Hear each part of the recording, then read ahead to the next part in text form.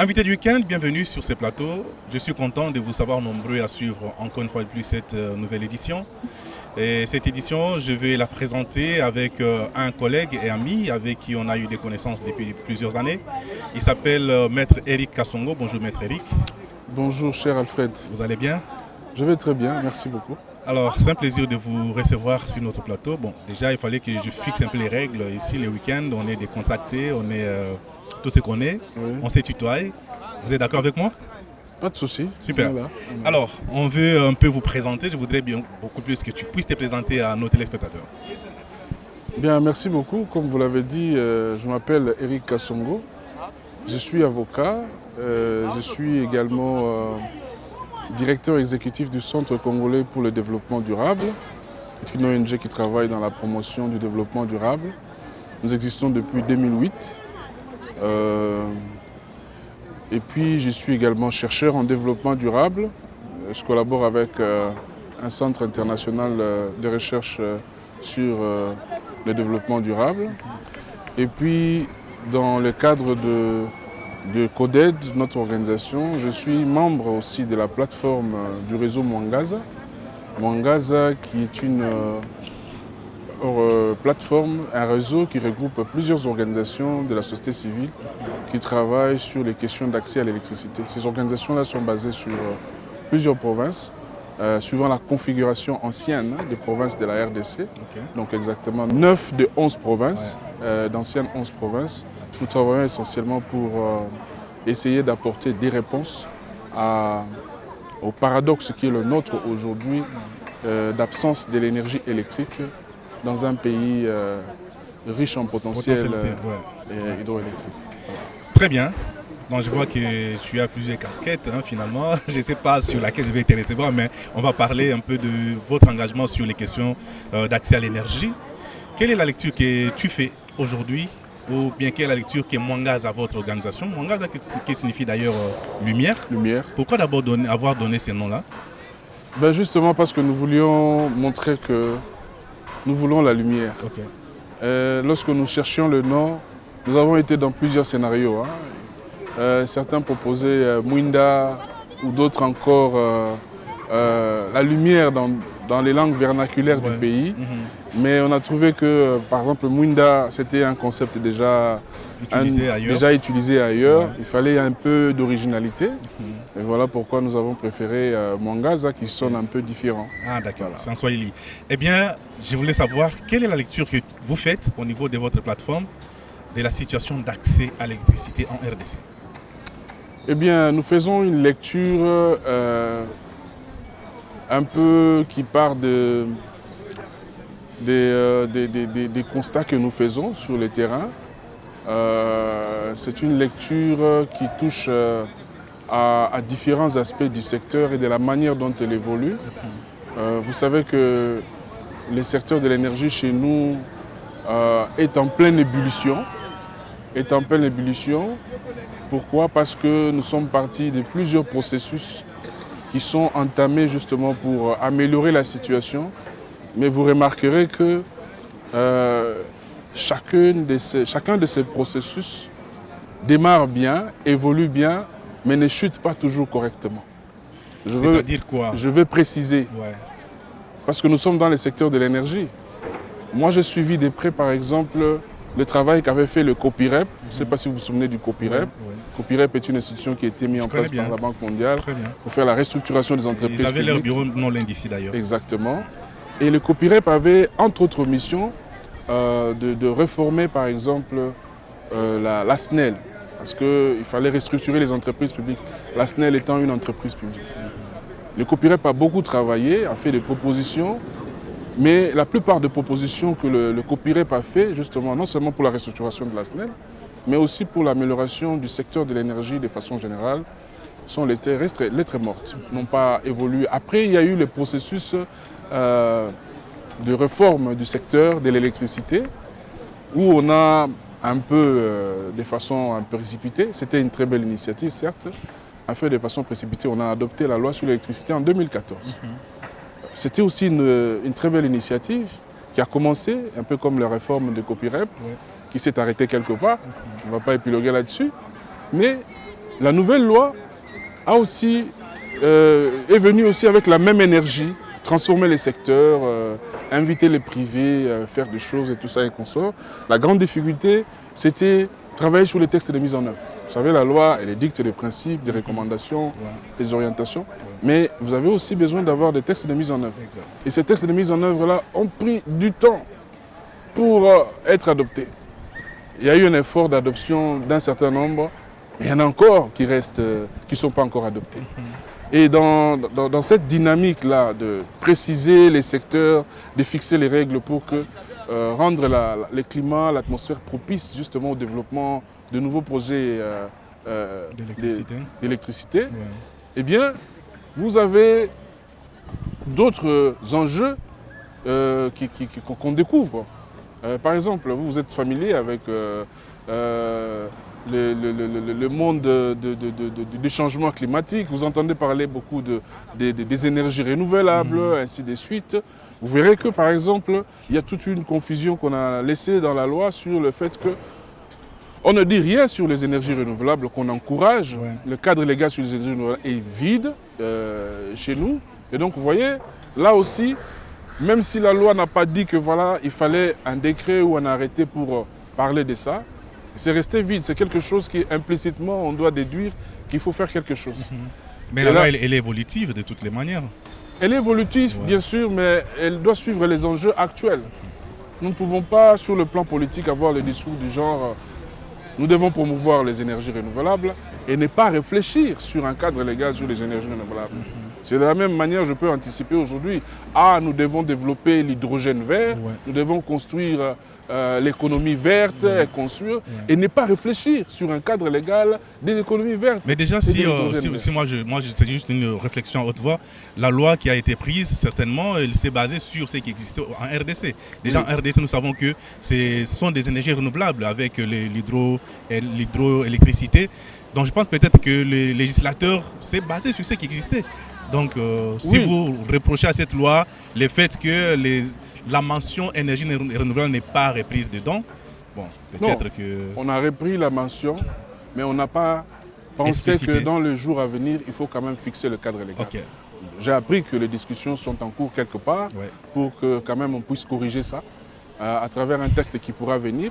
Mais je vous dis ça pourquoi? Parce que nous ne sommes pas différents des autres cadres légaux qui existent dans le monde, que ce soit en Afrique ou ailleurs. Quand vous allez dans un pays comme le Maroc, vous allez trouver qu'ils ont développé les énergies renouvelables à un niveau tel qu'aujourd'hui, le Maroc a atteint plus de 97% de taux d'accès à l'électricité. Et vous avez une législation, non seulement qui réglemente la question de l'électricité, mais aussi qui réglemente les énergies renouvelables. Vous voyez? Alors, là, je voudrais comprendre, en tant qu'avocat, parce que là, vous faites un distinguo entre l'accès aux énergies renouvelables et l'énergie elle-même, si je comprends bien. C'est quoi la différence? L'énergie elle-même, nous avons plusieurs sources d'énergie. Nous avons par exemple dans le cadre de la RDC, l'hydroélectricité qui est une source d'énergie. Nous avons le solaire, nous avons la biomasse, nous avons l'éolien, nous avons la géothermie, autant de sources. Ces sources d'énergie-là sont des sources qui peuvent produire maintenant l'énergie électrique. Vous voyez, l'électricité provient d'une de ces sources-là. Alors, maintenant, déjà que nous n'avons pas un cadre légal clair sur les énergies, de façon générale, avant même d'aller sur les renouvelables. Vous voyez, ce que nous avons actuellement, c'est un cadre légal sur l'électricité. Ah, ok. L'électricité qui est un produit d'une énergie. Lorsque vous prenez chacune des sources, chacune des sources est capable de produire l'électricité. Donc on a réglementé l'électricité, mais sans réglementer l'énergie. Sans réglementer les sources d'électricité. Vous voyez? C'est d'ailleurs comme ça que parfois on est en train... Et puis c'est un secteur, quand on parle des énergies, c'est transversal. Ça touche à plusieurs secteurs. Parce que lorsqu'on parle par exemple des énergies, des hydrocarbures par exemple, eh bien, ce sont des énergies qui dépendent de notre ministère, vous voyez, et qui dépendent aussi de notre cadre légal. Mais lorsque ces énergies-là concourent à la production de l'énergie électrique, ça devient un secteur transversale Ouais. pour laquelle, lorsqu'on doit réfléchir sur les cadres légaux, eh bien, on doit faire en sorte que d'autres secteurs soient impliqués. C'est de la même manière lorsqu'on parle des énergies renouvelables. La première façon que moi j'en ai entendu parler, c'était au ministère de l'Environnement. Ouais. Parce que nous étions environnementalistes, lutteurs contre le changement climatique, Ouais. et que la solution contre les fossiles, c'est les énergies renouvelables. Vous voyez? Mais lorsqu'on a développé l'Atlas sur les énergies renouvelables, on l'a développé avec plus ou moins le ministère de l'Énergie Qu'avec le ministère de qu'avec l'Environnement. le ministère de l'Environnement. Ok. Vous voyez? Alors que c'est un Et secteur... pourtant, les ressources viennent de l'environnement pour produire ces énergies renouvelables. Et surtout la motivation. Pourquoi est-ce qu'on va vers le vert? On va vers les énergies renouvelables. C'est parce qu'on doit lutter contre les énergies fossiles. Ouais. C'est parce qu'on doit empêcher que nos besoins énergétiques dépendent du fossile. Exactement. Vous voyez un peu? Alors, de tous ces constats-là, notre lecture a été que nous sommes encore en train de nous battre d'un point de vue du cadre légal sur plusieurs aspects. D'un point de vue institutionnel, vous avez un nombre important d'institutions qui opèrent dans le secteur de l'énergie, mais on ne voit pas beaucoup de progrès là-dessus. Vous avez certaines structures qui sont bien nanties, il y en a qui ne sont pas très bien nanties, et pourtant ils adressent tous la question de l'accès à l'électricité, de l'amélioration du secteur, ainsi de suite. Et quelles sont les causes profondes de cette situation, selon vous? Les causes sont multiples. Les causes sont multiples. Ça part d'abord de l'absence de vision. Vous êtes sûr? Oui, de l'absence de vision. Pourquoi? Parce que mais déjà, le fait de penser à une réforme, ça prouve qu'il y a une vision. Oui, mais penser à une réforme, il faut penser global. Et puis il faut réfléchir. Il faut toujours prendre des bons exemples. Moi, j'ai toujours dit que en matière de gouvernance, en matière de gestion des secteurs comme l'environnement, comme l'énergie, parfois il faut prendre les exemples, les bonnes pratiques qui ont fait du succès ailleurs. Ouais. Et en matière d'énergie, nous avons plein de bonnes pratiques dans des pays qui nous entourent, où, puisque nous sommes dans le secteur de l'électricité, où vous avez des planifications claires sur la manière dont le pays entend développer ses stratégies énergétiques pour non seulement valoriser les différentes sources qu'il dispose, mais aussi programmer le développement, justement, le développement de chaque source suivant les intérêts économiques du pays. Vous voyez, nous sommes en train de parler aujourd'hui, le gouvernement parle du développement des zones économiques, ainsi de suite. On en a identifié, je ne sais pas moi, 3 zones pilotes qui vont être développées. Et bien, le développement de ces zones, des zones économiques là, doit aller de pair avec une stratégie d'électrification de ces zones-là. Vous voyez? Mais c'est repris dans le plan de l'industrialisation de la RDC. Pardon? C'est repris dans le plan d'industrialisation de la RDC. Donc il y a un axe sur le développement électrique. Oui, mais le plan d'électrification de la RDC, là, vous m'amenez encore sur un autre débat. Je pourrais vous dire beaucoup sur le plan d'électrification. Moi, ce que je vais dire, c'est quoi? C'est que quand je dis l'absence de vision, ce plan-là, cette vision-là, cette planification-là, c'est une planification qui serait intersectorielle. Okay. Vous voyez? Qui inclurait tous les ministères, y compris l'industrie, dans le sens de dire comment développer les énergies, comment faire en sorte qu'avec l'évolution de la population, avec les visions que nous avons de développement économique, comment planifier tout cela de manière à... On n'a pas cette planification-là. Donc l'absence de cette vision-là a donné lieu à quoi? À des initiatives isolées. Okay. Isolées. Ce n'est pas avec des initiatives isolées qu'on peut amener à changer les choses. Ça, c'est la première faiblesse. Est-ce que vous voulez dire par là que l'initiative d'Anser, par exemple, Anser, c'est aussi une initiative isolée? Ou bien ça, non, l'Anser rentre dans le cadre de la mise en œuvre de la loi sur l'électricité. Ouais. Nous sommes partis de 2014. On a mis la loi de 2014 a inspiré l'autorité de régulation du secteur de l'électricité et aussi a inspiré l'Anser. Nous sommes dans la bonne voie de l'exécution. Ouais, là, ça va. Mais seulement, c'est une voie, comme je vous ai dit, qui s'est faite de façon lente. Ouais. Rappelez-vous que la loi a été adoptée en 2014. Mais c'est plus tard, vers 2020, qu'on a vu l'Anser commencer à agir. Ça, c'est une grande faiblesse qui est due au fait que on conçoit des institutions, on imagine des institutions, mais on ne les dote pas de moyens pour pouvoir fonctionner. Et ça, c'est une des grandes faiblesses qui gangrène notre dynamique de réforme. Ouais.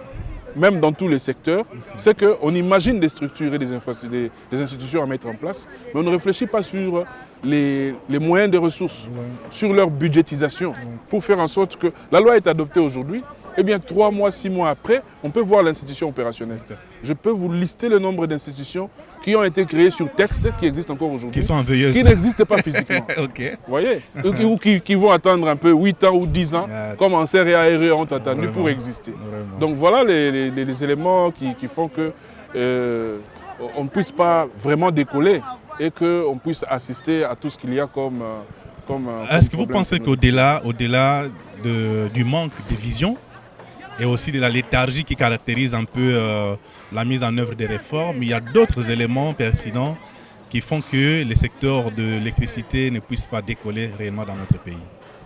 Oui, je parlerai des initiatives qui existent déjà. Parce qu'on a libéralisé les secteurs. Ouais. Et quand on a libéralisé, il y a certains opérateurs, certains investisseurs qui n'ont pas saisi comme ça l'opportunité et qui se sont lancés dans les secteurs. Ouais. Parce que, comme j'aime souvent le dire, l'électricité, comme la santé, comme l'éducation, c'est une prérogative régalienne. Ça veut dire que c'est l'exclusivité de l'État De l'État, ouais. de fournir l'électricité à ses concitoyens. Vous voyez? Et donc, lorsqu'on libéralise les secteurs de l'électricité, de la même manière qu'on a libéralisé l'éducation ou la santé, eh bien, ceux qui travaillent dans ces secteurs-là travaillent en réalité de façon prolongée pour l'État. Ouais. Vous voyez? Donc, si quelqu'un travaille pour l'État d'une certaine manière, on doit l'encourager parce qu'il aide à adresser une mission de service public que fournir l'électricité. Mais qu'est-ce que nous avons constaté? C'est que vous avez, parmi les opérateurs qui se sont lancés dans la production de l'énergie électrique, nombreux sont ceux qui se sont plaints et qui continuent à se plaindre qu'ils croulent sous des taxes énormes. Ouais. Et ce qui n'encourage pas. Aucun accompagnement de l'État. Il n'y a pas Pour les d'accompagnement.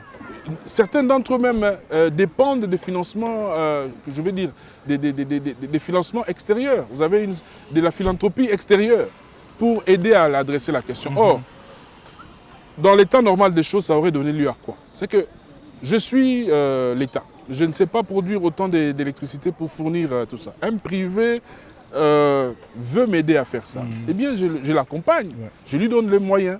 Mais je ne le charge pas avec autant de taxes. Hein, avec autant de taxes, parce que ça, c'est découragé. Je dis ça avec insistance. Pourquoi? Parce qu'il faut voir l'impact que le nouveau projet d'électrification a sur les populations, là où c'est développé. Ouais. C'est extraordinaire, la lumière. C'est pour ça que je dis que Mwangaza, c'est vraiment notre credo. Quand il y a la lumière, vous avez le développement des initiatives des PME, Ouais. vous avez une énergie qui se développe, les développements au niveau de la base. J'ai tendance à le dire souvent que le développement d'un pays dépend du développement des PME. Vous voyez, ce n'est pas les grandes entreprises qui viennent sauver un pays, Ça, c'est vrai. c'est la prolifération des PME. Ouais. Et ça, c'est une réalité mondiale. Or, s'il n'y a pas de PME, on ne peut pas faire ce décollage du développement. On ne va pas nous amener à une grosse entreprise, paf, qui s'installe directement et puis il amène le développement. Non. Et généralement, ce sont des capitaux étrangers. Qui, Des après, capitaux étrangers. Mais vont l'énergie locale, hein, ça va du petit coiffeur du coin, du fabricant de gaufres, ou encore du tailleur, je ne sais pas moi, celui qui vend la crème glacée et tout ça. Cette énergie-là, elle se prolifère au niveau de la base, et bien elle amène le développement. Ok. Vous voyez? Et c'est ce qui nous manque aujourd'hui. Et les initiatives qui sont menées justement à travers les courages que certains opérateurs privés se font pour aller sur le terrain, il ne faut pas que ça soit noyauté par le même État qui veut améliorer les secteurs, qui veut que les niveaux de la desserte augmentent. Il faut beaucoup d'assouplissement aussi. Il faut aider ceux qui se battent pour fournir de l'électricité à la population. Il y a les facteurs sécurité dans l'électricité parce que Prenons l'exemple de la ville de Kinshasa. Vous avez beaucoup de quartiers qui sont plongés dans le noir. Et vous savez ce qui se passe dans ces quartiers-là la nuit. Comment les gens sont agressés et tout ça et qu'on sort. Donc, lorsqu'il y a la lumière, il y a aussi un facteur de sécurité qui s'accroît et qui fait que la population vit mieux, quoi. Le bien-être s'améliore par rapport à ça. Donc, il ne faut pas crouler, charger les opérateurs qui produisent l'électricité et qui aident, je le rappelle, qui aident l'État dans sa mission régalienne de fournir l'électricité. Il ne faut pas le crouler des taxes. Exactement. Il faut les encourager. S'il faut même les subventionner, il faut les subventionner. Les budgets, il ne faut pas seulement les voter pour d'autres secteurs. Parlons du budget, justement. Quelle est la fourchette budgétaire qui est allouée à des institutions comme l'ANSER, comme l'ARE pour fonctionner? Il ne faut pas qu'on mette en place une institution aussi importante que l'ANSER, aussi importante que l'ARE, et réfléchir en se disant que non, voilà, pour son fonctionnement, il doit dépendre des bailleurs de fonds. Non, il faut que dans la ligne budgétaire, on puisse se dire, non, tiens, nous avons deux grandes institutions. L'électrification rurale, c'est quelque chose de colossal. Bien sûr. Ça comporte des défis énormes sur les terrains. Vous voyez, il faut une ligne budgétaire, territoire par territoire. Nous avons entendu parler de 145 PDL, hein, s'il faut mentionner un peu. Le 145 PDL ne doit pas être quelque chose de ponctionné comme ça, des hasards. Ça doit être, il faut réserver une ligne budgétaire sur autant d'années, des fonds qu'on doit allouer de façon régulière pour que justement cette électrification rurale puisse voir le jour. Est-ce que c'est le cas? Non. Je vous renverrai à la loi budgétaire pour voir la fourchette qui est accordée justement au secteur de l'énergie pour cela. Donc on ne peut pas mettre en place des institutions et puis aller dormir et espérer que voilà, les bailleurs de fonds viendront pour mettre de l'argent et que ça puisse fonctionner. Ça c'est vraiment une grande faiblesse de notre pays, dès lors que ces institutions qui sont des établissements publics devraient dépendre des financements des bailleurs de fonds. Tout à fait. C'est quand même la honte. Hein. Cela dit, on ne crache pas sur les financements des bailleurs de fonds. Les financements des bailleurs de fonds peuvent venir en appui, en surplus, mais à la base, nous devons avoir nos propres façons de financer nos initiatives de réforme, nos initiatives de développement. Mais êtes-vous sûr que l'État ne finance vraiment pas à une fourchette minime. À une fourchette minime, si on prend l'exemple de l'ANSER par exemple. L'ANSER, lorsqu'elle a été lancée, on a appris voilà, qu'elle a bénéficié d'une cagnotte du chef de l'État. De 5 millions du chef de l'État. Pas du gouvernement, mais du chef de l'État. Alors on attend maintenant, si le chef de l'État a donné 5 millions, peut-être que le gouvernement va donner un jour 100 millions ou 50 millions. Hein? Vous voyez, le chef de l'État a fait un geste, mais le gouvernement doit suivre pour rendre l'appui à des institutions comme l'ANSER structurelles. Sinon, ça serait vraiment rêver que d'espérer. Bien que cela soit ainsi, ça fait déjà 2 ans ou 3 ans que les chefs avaient donné les 5 millions, mais on n'a pas fait il n'y a pas de suite. Peut-être, bon, je sais que l'ANSER est en train de se battre pour trouver des moyens de gauche à droite, avec les secteurs privés, ainsi de suite, mais bon. Oui, mais elle se bat beaucoup. Elle se bat beaucoup, mais elle ne devrait pas se battre beaucoup. Elle devrait trouver des moyens facilement, parce que le gouvernement doit l'accompagner dans sa tâche. Pour électrifier le pays, nous sommes à combien? À plus de 110 millions d'habitants aujourd'hui. Et les gens disent que d'ici 2030-2050, les chiffres vont encore aller loin. Mais sur 110 millions d'habitants actuellement, nous partageons, nous tous, 3000 mégawatts. En capacité installée en énergie électrique, 3000 mégawatts seulement. Et c'est ce qui est installé, mais ce n'est pas ce qui arrive dans nos maisons. Ben justement, dans les 3000 mégawatts installés là, il faut voir ce qui est réellement produit, avec tout ce qui peut s'évader. Les infrastructures vétustes, tout ce que tu veux. Vous voyez comment grand est le défi. et pour augmenter cela, et je vais insister pour ça, il faut que nous nous donnons les moyens de nos politiques. Hein? Il faut encourager l'ANSER. Il faut encourager l'autorité de régulation. Il y a beaucoup de défis sur la régulation, peut-être que ce n'est pas le moment d'en parler aujourd'hui. Il faut encourager la régulation pour que justement ce secteur puisse commencer. C'est pour ça que Mwangaza s'est dit non, on ne peut pas rester comme ça. Il faut qu'on dise. Il faut qu'on dise. De la même manière, nous disons, voilà, il faut encourager les initiatives nous scrutons aussi ce que nous avons déjà. Parce que lorsque vous voulez changer les choses chez vous-même dans votre propre maison, vous voulez améliorer, vous voyez d'abord ce que vous avez déjà.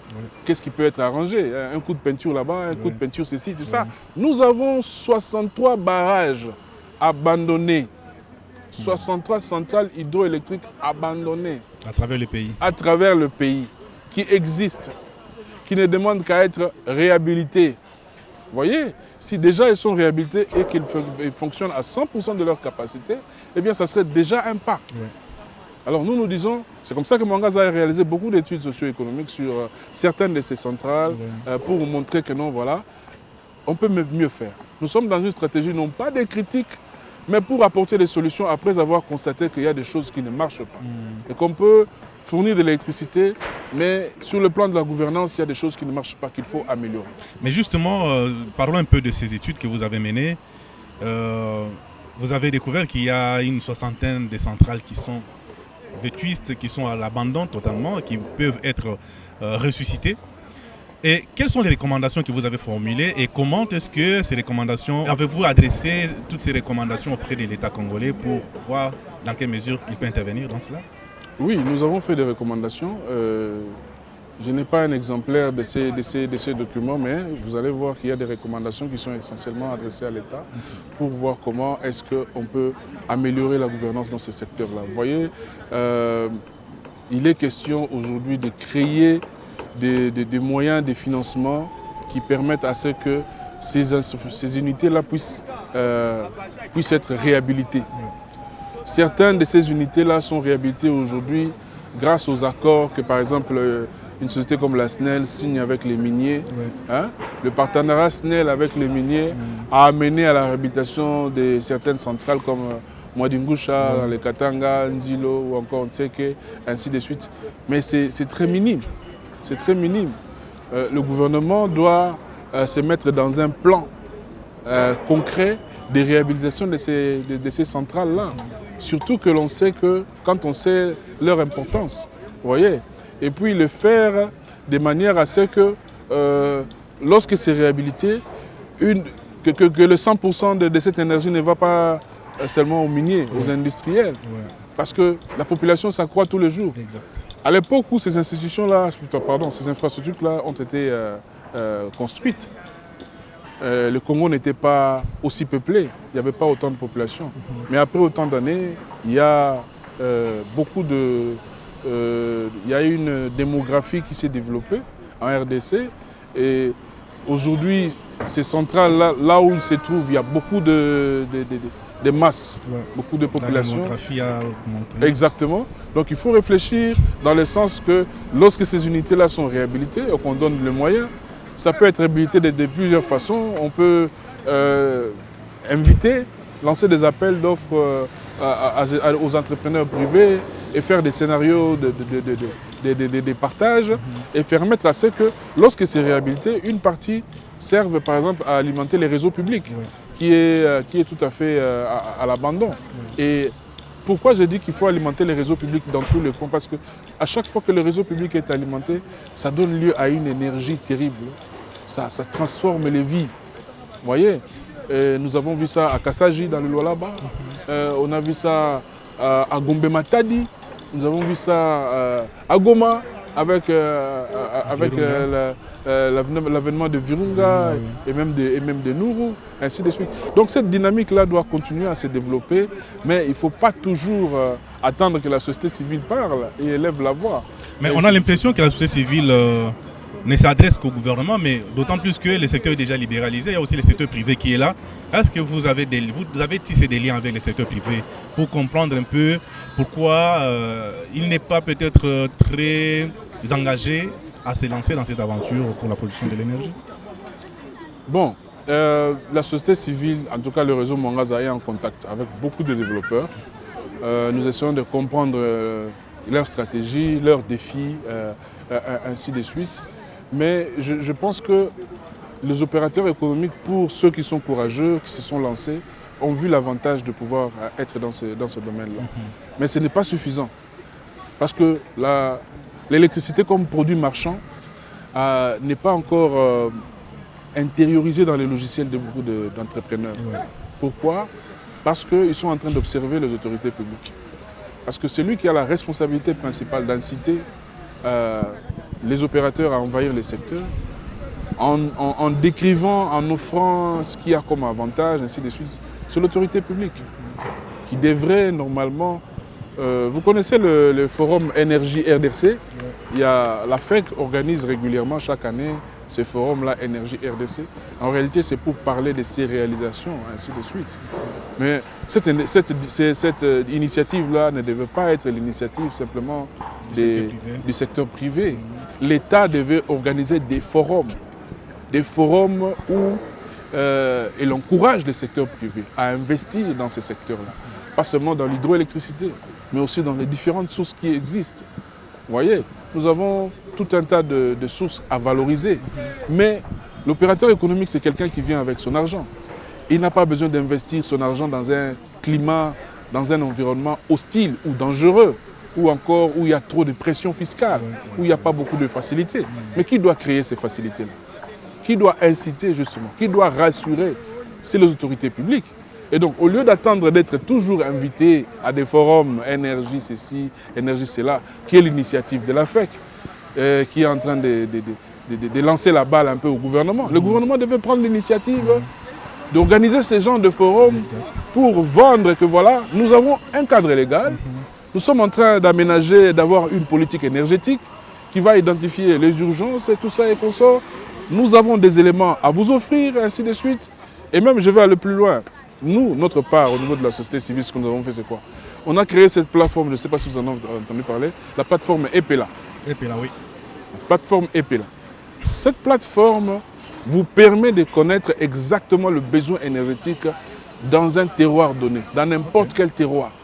C'est-à-dire que, cite-moi... Vous avez une sorte de cartographie une cartographie, une toile d'araignée qui vous permet en un clic, je dis bien en un clic, de faire un scénario d'électrification d'une zone.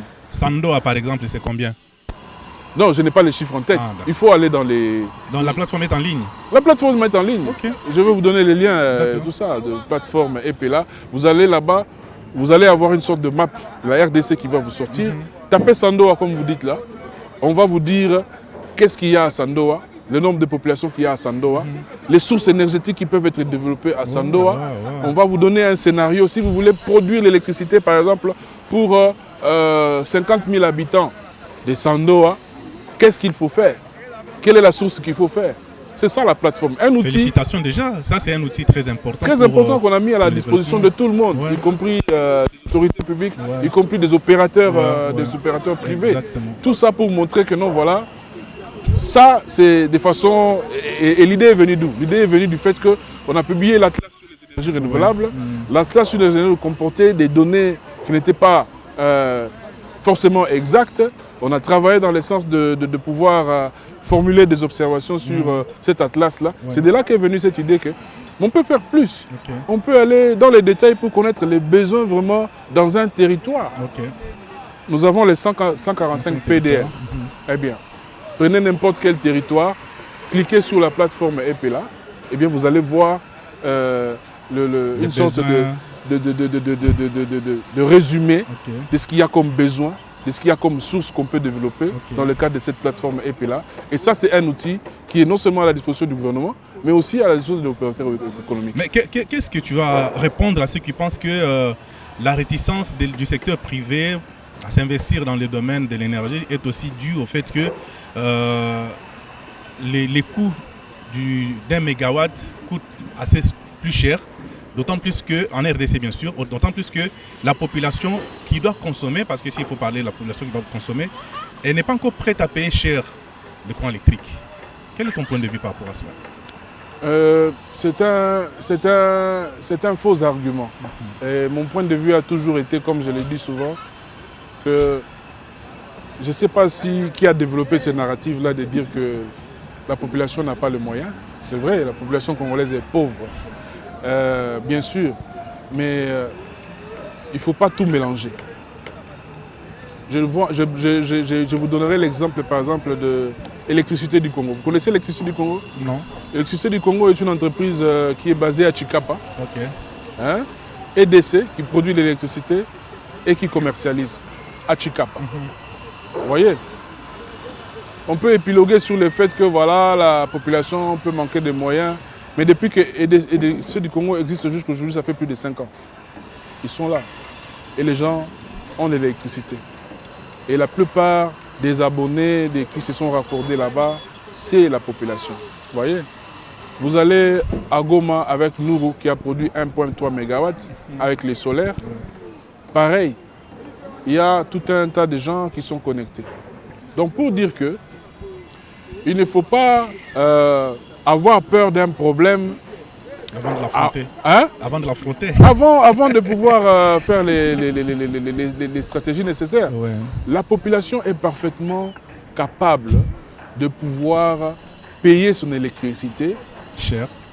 Pas cher. Ouais. Payer l'électricité lorsque celle-ci est de bonne qualité. Vous voyez? Ouais.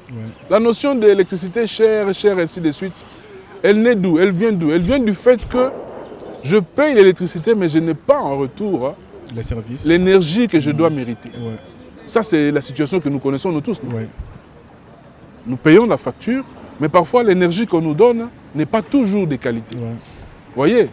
Alors, ceux qui crient que voilà, l'énergie coûte cher, c'est par rapport à ça. Par rapport au fait que ce que je paye n'est pas toujours ce qu'on me donne en retour. Et donc, on construit ces mythes autour du fait que non, voilà, la population est incapable de payer. C'est faux. Je vous ai donné des exemples des entreprises qui fonctionnent. Sinon, ils auraient fermé des boutiques. Ils auraient dit non, voilà, en tout cas, électricité comme produit marchand, c'est n'importe quoi, nous abandonnons. Non, Virunga est là, Nourou est là, Sokode est là, NRK, électricité du Congo, EDC, ils sont là. Ce qu'il faudrait, c'est encourager d'autres à venir en leur montrant cet exemple-là. La plus grande contrainte qu'il y a aujourd'hui pour les opérateurs, c'est les taxes dont je vous ai parlé. Là. La fiscalité excessive. Là. Une fiscalité excessive. Vous voyez? C'est ce qui est une erreur de la part du gouvernement, que de charger ceux qui viennent vous aider avec beaucoup de taxes, alors que vous devriez plutôt leur donner des subventions pour avoir des accords avec eux pour voir comment justement alléger le coût du kilowattheure par habitant. Ça, c'est des arrangements qui peuvent se faire. Exact. Vous voyez? Alors, nous sommes en train de chuter déjà. Très souvent, je vois vous mener des plaidoyers. Et quand j'analyse souvent vos plaidoyers, j'ai l'impression que vous vous attaquez plus au développement de grandes centrales. Notamment, j'avais suivi quand même votre point de vue sur le développement du Grand Inga. Apparemment, c'est comme si vous n'êtes pas pour ce genre d'initiatives. Vous voulez beaucoup plus que ce soit des initiatives un peu décentralisées, des petites initiatives. Pourquoi ça? Oui, le potentiel du Congo sur Inga est réel. Il est là. On ne changera jamais. Ce n'est pas à moi de dire non, que voilà, ce projet-là ne sera pas développé. Il faut comprendre de façon vraiment très nuancée notre propos par rapport au projet Inga. Ce que nous disons, c'est quoi? C'est que si Inga doit être développé uniquement pour le besoin d'exportation, eh bien, notre pays peut dire adieu à son développement. Vous voyez? Peut dire adieu à son développement parce qu'on a vu ce que les grands projets dans ce pays donnent. Lorsque la philosophie est celle-là, développer, extraire et produire pour l'étranger. Généralement, le pays n'a rien. Mais à côté des grandes centrales comme Inga, je ne dis pas qu'on ne doit pas les développer maintenant. Nous, ce que nous disons, c'est que ce n'est pas le moment de les développer parce que le pays a besoin de s'électrifier et de se mettre à un niveau pour pouvoir réfléchir maintenant comment faire Inga. Vous voyez? À côté de Inga, nous avons plusieurs autres sites hydroélectriques qu'on a dénombrés pour construire des microcentrales hydroélectriques. On peut planifier le développement de ces microcentrales hydroélectriques pour d'abord fournir de l'électricité aux populations, créer des richesses. Le chef d'État veut créer des millionnaires. Mais les millionnaires, on peut les créer même au niveau de la base. Oui, si les entrepreneurs peuvent compter sur une fourniture en énergie électrique pour leur permettre d'atteindre leur objectif. Et c'est tout le monde qui a besoin du courant. Les agriculteurs ont besoin du courant. Les pêcheurs ont besoin du courant. Vous savez combien de poissons pourrissent juste parce qu'il n'y a pas de frigos, il n'y a pas de chaînes de froid pour conserver. Combien de produits agricoles sont jetés par des gens qui attendent 6 mois pour faire la récolte. Donc l'électricité, lorsqu'elle est produite et qu'elle se rapproche des populations, il y a plein de scénarios, il y a plein d'exemples qui existent de par le monde sur comment rapprocher l'électricité à ceux qui en ont besoin au niveau de la base. Ça permet de créer une émulation pour qu'on ait le développement. Vous voyez? Autre chose, puisqu'on parle d'Inga, nous avons estimé que le pays en lui-même n'était pas prêt à adresser d'aussi grands projets. Parce qu'il n'a pas une vision autour de ces projets. Comment non, ça? nous n'avons pas une vision. On développe quelque chose pour laquelle nous n'avons pas de vision. Je vous parle en connaissance de cause. Nous n'avons pas de vision. Le gouvernement congolais n'a jamais développé sa propre vision sur le développement du projet Inga. Ah bon? Voyez, à chaque étape, nous appliquons la sauce qui est proposée par l'investisseur de l'heure. La Banque mondiale notamment. Non, la Banque mondiale n'est pas un investisseur. La Banque mondiale accompagne la RDC, accompagner la RDC dans le cadre de développement de ce projet. Vous voyez? Mais quelle était la vision de la RDC à l'époque? Cette vision-là n'était pas claire. Nous sommes partis des 4800 MW pour sauter à 11 000 MW. Et là, on saute, on veut faire 40 000 MW. Et à chaque étape, nous sommes plus ou moins à la merci du discours qu'apporte l'investisseur. Ah, celui-là, vous avez dit qu'il va faire ceci. Moi, vous savez, moi, je vais faire ça. Ah, l'autre là, vous avez dit qu'il va faire ceci. Moi, je vais faire ça. C'est comme ça que nous sommes partis d'un narratif qui consistait à produire de l'électricité pour vendre la moitié à l'Afrique du Sud, avec lequel nous avons même un traité de vente d'électricité, qui est maintenant mis en veilleuse, pour passer à un groupe australien, on n'a rien contre le groupe australien, qui veut développer les industries vertes, produire de l'ammoniac vert, produire de l'hydrogène vert, en utilisant l'hydroélectricité. C'est encore une histoire qui a dormi, hein, finalement. Non, mais là aussi, c'est une théorie qui est venue d'ailleurs. Ce n'est pas la vision du gouvernement congolais. Ce que nous voulons, c'est que le gouvernement s'assoie, invite toutes les parties prenantes du secteur, puisqu'il y a une agence qui est là, eh bien l'agence peut se développer, peut mettre en place les parties prenantes, s'asseoir et réfléchir. Voilà, nous avons 40 000 MW de potentiel dans Inga. Qu'est-ce que nous voulons en faire? Où est-ce que nous nous projetons? Et comme ça, on a une vision. Si un investisseur vient, il s'adapte sur notre vision là, que nous avons nous-mêmes définie. Exact. Pas un Alfredo qui viendrait demain. Voilà, moi je vais produire autant de mégawatts. C'est seulement pour développer ma province là. Demain, c'est un Gabonais qui viendra. C'est pour ça que nous disons qu'il n'y a pas de vision. Et ce n'est pas sérieux pour un grand projet comme ça d'évoluer dans cet environnement-là. C'est ce qui fait aujourd'hui que les projets ne puissent pas... Mais vous avez des initiatives qui sont montées. J'ai même utilisé un concept là en discutant avec un collègue. Voilà, Inga est devenu un boa qui avale tous les investisseurs qui arrivent avec leurs scénarios et tout ça. Vous voyez, nous ne sommes pas contre le grand projet, mais nous voulons que ces projets-là soient structurés. Que le Congolais s'approprie leur projet et que dans son développement, il les développe avec le respect non seulement de la législation légale en vigueur au pays, mais aussi des standards internationaux qui sont appliqués pour s'assurer que voilà, les grands bénéficiaires finaux, c'est le Congo, c'est la population congolaise. Et non des structures qui sont intermédiaires, qui vont tout prendre. Après, on va vous dire, donc, vous allez Grand Inga, et puis vous avez quoi après?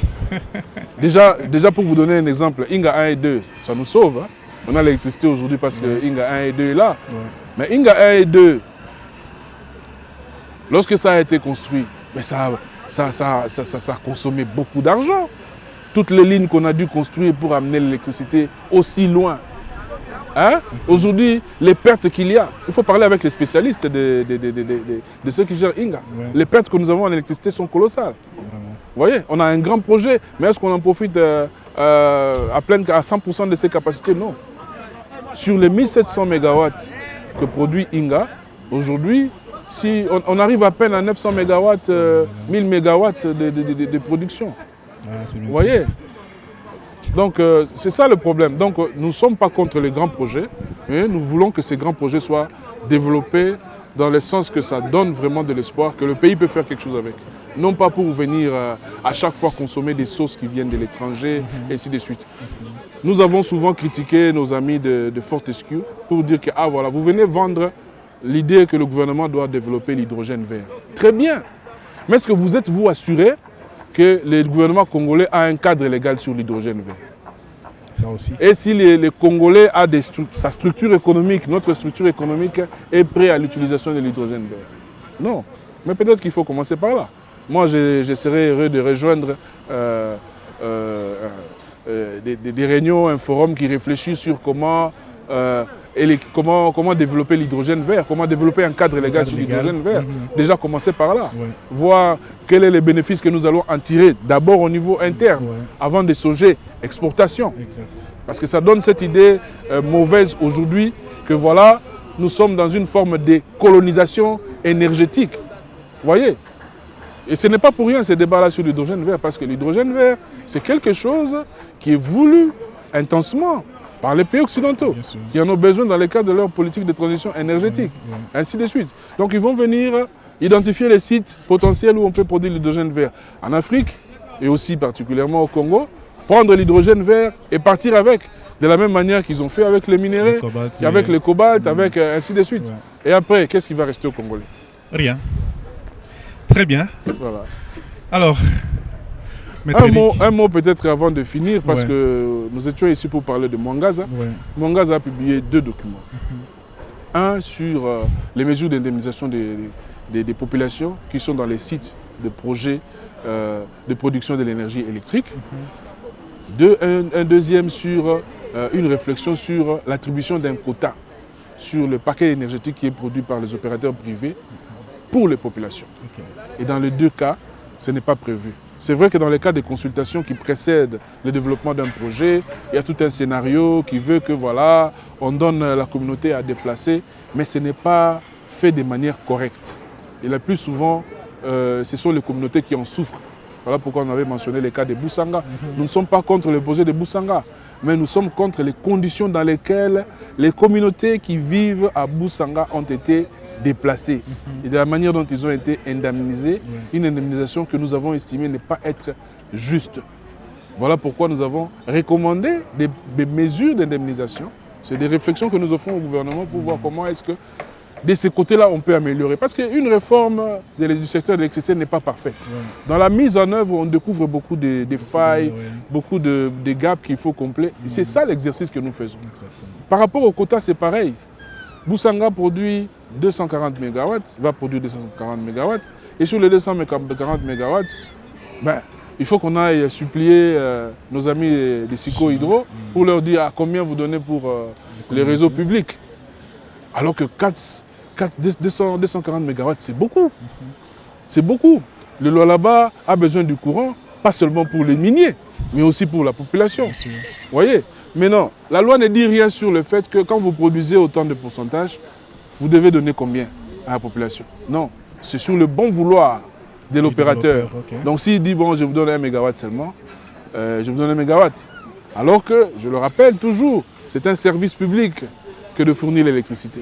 Donc l'État doit quand même pouvoir établir des règles pour dire, voilà, d'accord, on a libéralisé, d'accord, vous produisez 1000 MW, mais dans ce que vous produisez, réservez un pourcentage qui doit être injecté dans les réseaux publics. Les scénarios, tout ça. Et puis, lorsqu'on dit réserver là, ce n'est pas gratuitement. L'énergie, on sait que ça coûte cher de développer un projet de production énergétique, plutôt de l'énergie électrique. Il faut trouver les scénarios pour voir comment est-ce que cette population-là peut payer. Et j'insiste, quand l'électricité qui est fournie est de qualité, papa, les gens trouvent les moyens pour payer. Parce que votre PME en dépend. Exactement. Voilà. Merci beaucoup, Maître Eric, pour toutes ces informations que tu as voulu partager avec nos téléspectateurs. Non, c'est moi qui te remercie d'avoir donné l'occasion au réseau Mwangaza de s'exprimer à travers ma personne. Donc, c'est moi qui te remercie. Très souvent, quand on se retrouvait ailleurs, à l'extérieur, tu me disais, mais tu ne veux pas me recevoir sur ton plateau. Voilà, aujourd'hui, tu es sur mon plateau. J'espère que ce n'est pas la dernière fois. Pas du tout. On a tellement de sujets. Il y a beaucoup de choses, parce qu'on doit revenir pour parler un peu de R&E. Oui. Je sais que vous avez mené aussi beaucoup de travaux dans ce sens-là pour comprendre un peu les travaux des RE. Vous avez relevé les défis, ainsi de suite. Ça va faire partie de notre deuxième émission, certainement. On va voir comment on va organiser cela. Et aussi, nous allons aussi parler prochainement des plaidoyers que vous avez amenés. Parce qu'on a effleuré tout simplement les plaidoyers, notamment sur ce que vous venez d'évoquer tout à l'heure à la fin, sur les quotas, sur l'indemnisation. Mais il y a beaucoup de choses que vous avez fait et que je voudrais peut-être rentrer à l'interne pour creuser davantage pour comprendre comment ça s'est passé et quels sont les résultats que vous avez reçus à partir de vos plaidoyers. Ça sera avec plaisir. Sinon, pour aujourd'hui, je vous dis merci pour avoir accepté de passer 45 minutes sous un soleil accablant. C'est pas très facile, hein? Il faut avoir de la volonté. Non, mais le soleil, c'est le Mwangaza. Voilà. Ça tombe bien. Exactement. Vous voyez que les ancêtres étaient avec vous. Ah, voilà. Faites une émission sur Mwangaza et puis il y a un le Mwangaza est là. Oui. Ça, c'est très bien. Merci beaucoup. Alors, quant à moi, je vous dis aussi merci pour avoir suivi justement cette émission. Je vous fixe rendez-vous prochainement avec un nouvel invité. D'ici là, portez-vous bien et à la prochaine.